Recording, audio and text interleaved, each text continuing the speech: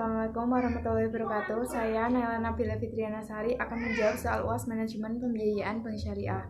Yang pertama, jelaskan pengawasan pasif dan aktif dalam pembiayaan bank syariah, yaitu inspeksi on the spot, pengawasan fisik. Pengawasan yang dilakukan dengan mengadakan pemeriksaan langsung di tempat kegiatan usaha nasabah. Yang kedua, kunjungan pada nasabah yang dilakukan untuk mempertimbangkan atau memantau efektivitas dana dari pembiayaan oleh bank syariah yang dimanfaatkan nasabah. Yang ketiga, monitoring pembiayaan, alat yang digunakan untuk melakukan pengamanan pembiayaan. Yang keempat, verbal control, kegiatan pemeriksaan atas suatu perkiraan saling berhubungan untuk menghindari adanya kecurangan dari pihak debitur. Yang kedua, apa yang dimaksud dengan downgrading risk, apa dampaknya dan bagaimana cara meminimalisirnya. Downgrading risk adalah resiko akibat kegagalan nasabah atau pihak lain dalam memenuhi kewajiban melunasi pada lembaga keuangan. Dampak bagi pemegang saham, penurunan nilai investasi, dampak bagi pegawai, kehilangan pendapatan, dan dampak pada nasabah yaitu krisis likuiditas.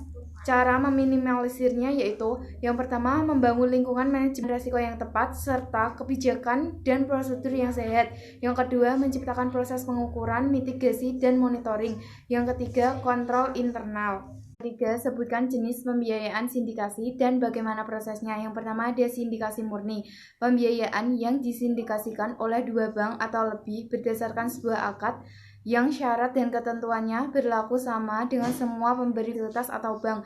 Yang kedua, ada club deal, fasilitas pembiayaan multilateral untuk sebuah proyek yang spesifik berdasarkan akad pembiayaan bilateral antara nasabah dengan masing-masing pemberi fasilitas. Yang keempat, apa kewenangan Basarnas dalam menyelesaikan sengketa pembiayaan?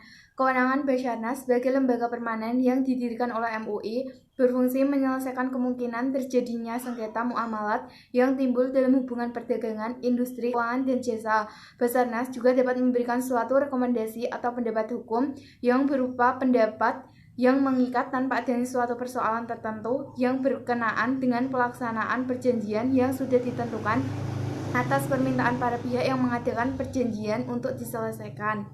Yang kelima, persaingan pembiayaan sangat ketat dengan hadirnya pembiayaan online, bank syariah maupun konvensional. Bagaimana strategi bank syariah dalam menghadapi persaingan pembiayaan online? Strategi yang pertama yaitu perbankan membuat kebijakan ihtiyat sesuai dengan prinsip prudensial dalam pemberian pembiayaan, tidak boleh didesak dengan pengejaran target atau pengaruh lainnya.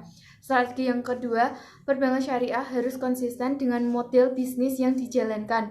Strategi yang ketiga, melakukan monitoring yang kuat. Perbankan syariah harus konsisten mengembangkan sistem monitoring yang lengkap dengan cara membentuk unit khusus monitoring dan collection di kantor pusat maupun cabang.